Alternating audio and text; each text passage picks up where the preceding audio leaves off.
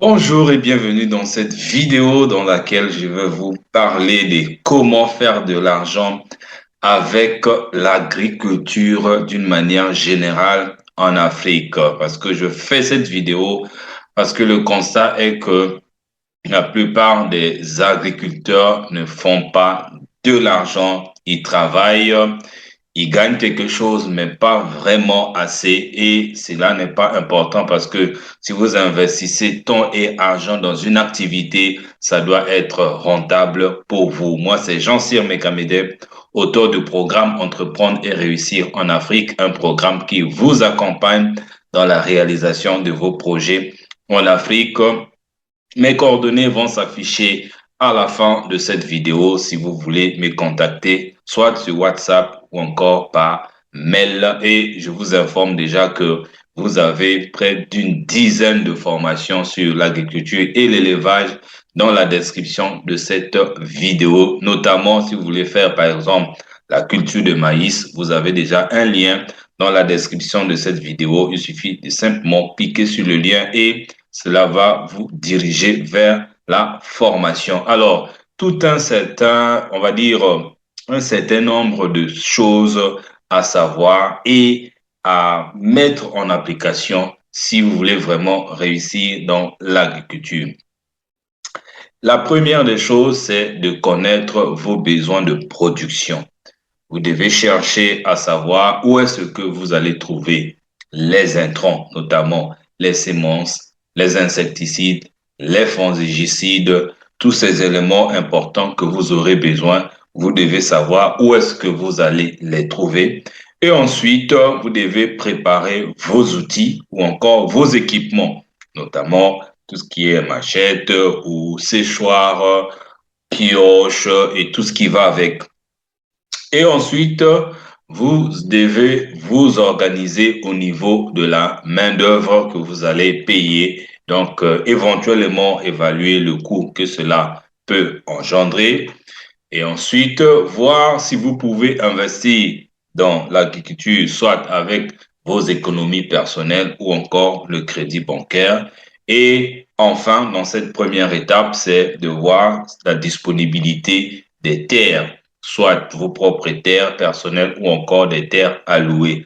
Ça, c'est, on va dire quoi, les premières choses à faire, à regarder, à mettre au point, à mettre en place pour que vous soyez sûr que vous avez déjà les bases, les fondamentaux et que vous êtes en train d'aller dans la bonne direction. Ça, c'est la première chose. Donc, la leçon à retenir ici dans la première chose pour gagner de l'argent dans l'agriculture, c'est que l'entrepreneur agricole, qu'il soit homme ou femme, planifie et s'organise pour avoir euh, pour avoir les disponibilités en termes d'intrants, en termes des outils, en termes de la main-d'œuvre et en termes de l'argent nécessaire pour investir dans son activité. Donc, ça, c'est le premier point à faire. Ça ne sert pas de courir pour aller déjà faire quoi que ce soit si vous n'avez pas fait ce premier point, ce premier diagnostic.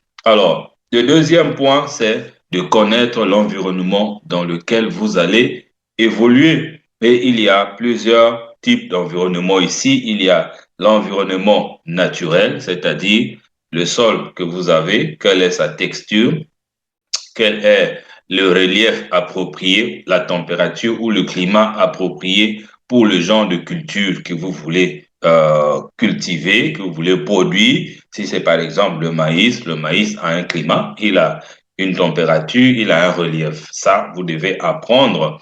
Et je vous ai dit qu'il y a déjà une formation dans la description de cette vidéo, notamment pour le maïs, et les autres vont venir. Vous devez aussi connaître l'environnement technico-économique de là où va se dérouler votre activité. Quand je parle de l'environnement technico-économique, je parle du marché, je parle de la disponibilité des intrants.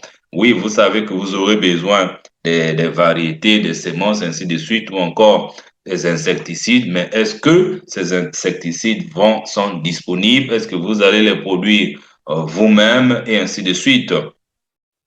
Est-ce qu'il y a des services qui peuvent vous encadrer dans la démarche? Est-ce qu'il y a l'accessibilité au crédit ou encore une unité de transformation de vos produits pour que une fois que vous avez produit, et ça peut passer à la transformation. Vous allez vous renseigner sur l'environnement social, notamment le régime foncier et le régime alimentaire. Le régime foncier pour savoir quelles sont les conditions d'acquisition des sols et le régime alimentaire, si et seulement si la spéculation que vous allez produire fait partie des éléments prioritaires dans la consommation de votre marché. Après, il y a le marché des produits agricoles. Ici, c'est de savoir, c'est de se poser la question de savoir qui a besoin de votre produit, à quelle quantité et à quel prix. Dernièrement, je discutais avec quelqu'un qui fait aussi de l'agriculture, qui est ingénieur agricole. Voilà, on discutait et c'est là que je me suis rendu compte que il me parlait juste de théorie, de pratique, de pratique, de pratique. Oui, mais avant de pratiquer, il faut savoir d'abord où est-ce qu'on va, où est-ce qu'on va. Il faut avoir un plan, il faut avoir des outils pour que ça se passe bien. Voilà, ça c'est la plus grosse erreur que beaucoup de gens aujourd'hui commettent. Non, la théorie ne sert à rien, mais la pratique, mais c'est une grosse, grosse erreur. Vous ne pouvez pas prendre une direction inconnue si vous n'avez pas de boussole. La chose la plus sûre, c'est que vous allez vous perdre. Donc, vous allez aussi regarder le marché des intrants et des équipements, notamment qui les vend, où vous allez en acheter et à quel prix. Ça, c'est le deuxième point. Et le troisième point, c'est de savoir comment évoluent les prix des produits agricoles dans votre marché. Les prix des produits agricoles changent d'une saison à l'autre. Et ça peut aussi changer d'une année à l'autre.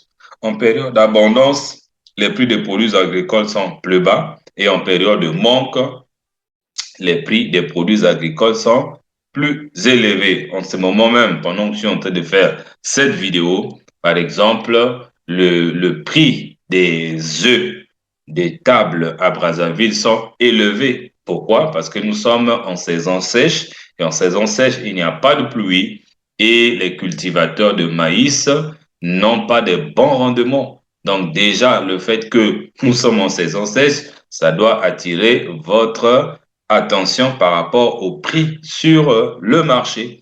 Un produit dont plus de gens ont besoin aura un prix qui augmente aussi d'une année à l'autre et un produit qui est produit et vendu en abondance aura aussi un prix qui diminue. Donc, voilà les trois points essentiels que vous devez regarder pour faire de l'argent dans l'agriculture. Et la leçon à retenir ici, c'est que pour faire des bonnes affaires, l'entrepreneur agricole, homme ou femme, doit connaître son environnement socio-économique, s'informer sur les prix et ensuite les comparer. Ceci permet de planifier la production et de prendre des décisions d'achat d'intrants et des décisions de vente de sa production afin de réellement se retrouver. Si ce n'est pas le cas, alors ça va être quand même difficile. J'espère que cette vidéo vous a plu et que vous allez la partager à un grand maximum de personnes.